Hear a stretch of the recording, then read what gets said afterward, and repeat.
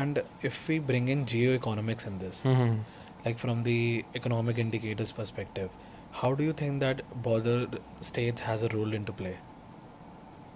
So I think essentially the same. I mean, basically, there are your gateways.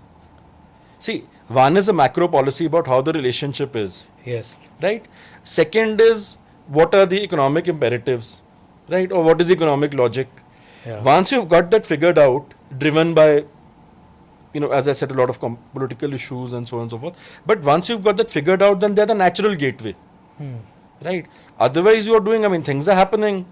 I can just as I told you that you're doing things already via Dubai or via Singapore, so why not just do it through those gateways? Yeah. And then, of course, there are specific sectors, like if you look at agriculture, for instance, the farmer from Punjab and from Haryana would benefit much more if he can sell his commodities at a higher price across the border, right? So he gets another market. Then there's a talk of about, suppose, trade was to open up, getting access beyond Pakistan to Central Asia and all that. But that's one part.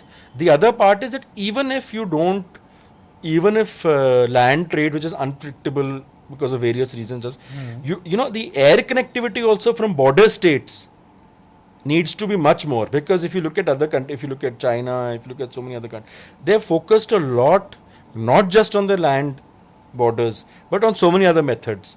So you can have, I mean, in the case of obviously our northern states, it can't be maritime, it has to be land, because but if you look at the southern states, for instance, they've often been saying, why don't you have more maritime connectivity with Southeast Asia, right? So there are other ways also. The other is that if you have greater air connectivity with Central Asia, with Iran, with all these countries, then the agricultural commodities and all don't need to go through the land routes or whatever.